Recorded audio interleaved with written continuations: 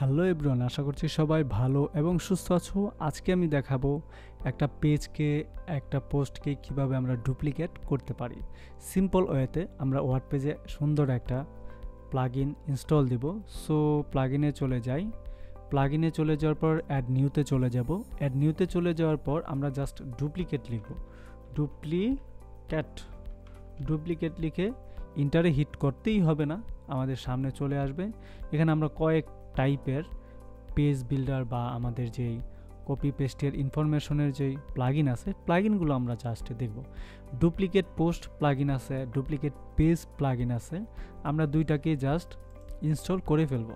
Install করার পর আমরা যে কাজটা করব, আমরা সিম্পল ওয়েতে যে কোনো একটাকে, আমরা আপাতত পেজটাকে কপি করতে দেখাচ্ছি। এখন পেজটার ভিতরে যদি আমরা যাই, সাপোজ এটাকে আমরা একটু ডুপ্লিকেট করি। পেজটার ভিতরে গিয়ে যদি আমরা দেখি এই টাইপের পেজ, এখানে কপি করার কোনো অপশন আছে কি নাই, অবশ্যই আমরা দেখতে পাচ্ছি না।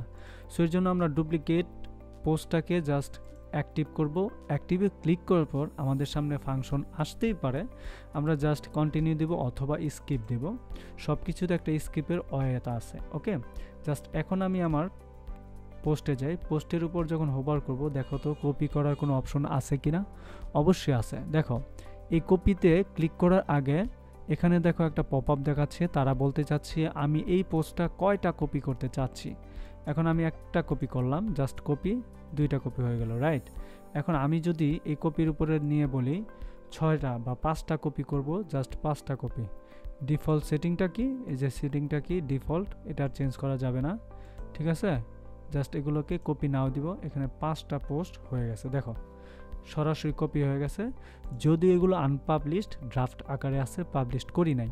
সো এইভাবে আমরা আরেকটা পেজকে কপি করে শিখব। সো আমরা পেজের দিকে তাকাই, দেখো পেজ কিন্তু কপি করার জন্য অলরেডি চলে আসছে। সো এটা কেন আসলো, আমরা দুইটা প্লাগইন ইনস্টল দিছিলাম, মনে আছে? আমরা দুইটা প্লাগইন ইনস্টল দিছিলাম। দেখো এই প্লাগইনটা কিন্তু রানিং আছে। আরেকটা প্লাগইন দেখো ডুপ্লিকেটর পেজ, এটা আমাদের দরকার নাই। তাহলে কপি পোস্ট এবং পেজ এই দুইটা একসাথে হয়ে যাচ্ছে, প্লাস পয়েন্ট। জাস্ট এটাতে ক্লিক করার পর আমরা এরকম 5টা পেজ চাচ্ছি কপি হোক, জাস্ট কপি দিলাম। দেখো এরকম 5টা পেজ কপি হয়ে গেল। সো কত দারুণ না ব্যাপারটা।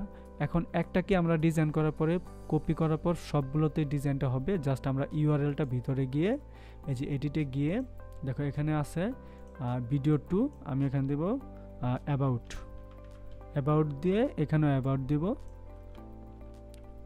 অ্যাবাউট যদি পেজটা এলিমেন্টর দিয়ে তৈরি করা হয়, তাহলে কেন আমরা এটা করব? কারণ হচ্ছে আমাদের ডিজাইনটা খুব সাশ্রয় হবে, জাস্ট পাবলিশ দিব।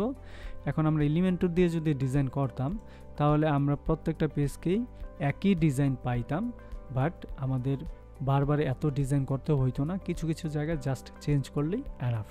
Thank you so much. আশা করছি বুঝতে পেরেছো কিভাবে আমি জিনিসগুলোকে ফান্ডামেন্টালভাবে কাজ করেছি।